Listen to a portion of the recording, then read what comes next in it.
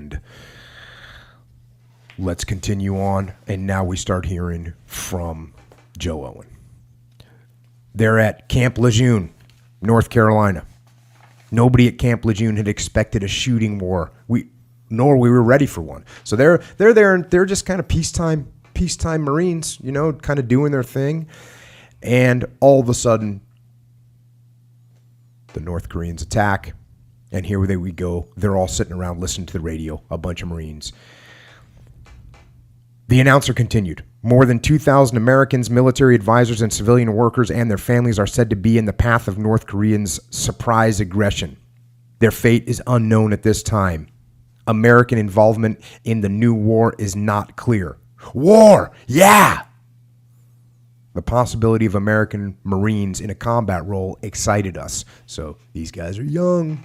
Not all of them. There's definitely, we're going to run into many World War II veterans, but the young kids, they don't know. They want to get after it. They're fired up.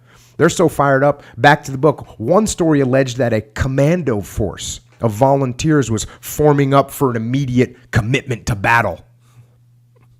That one tied up phone lines on the base as we tried to track down the commando headquarters in order to volunteer. They're all ready to rock and roll.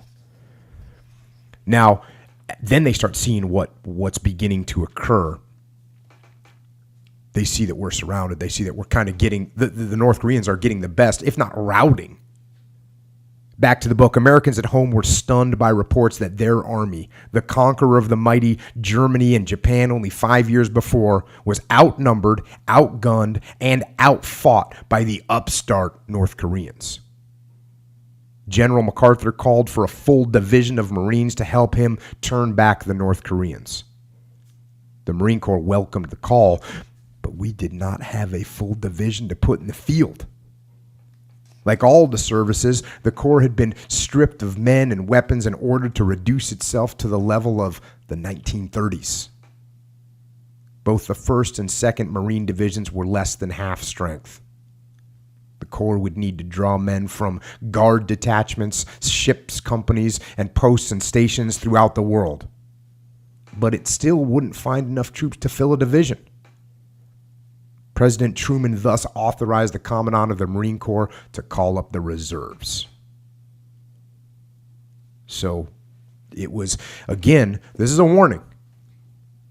As a nation and as an individual human, don't let down your guard.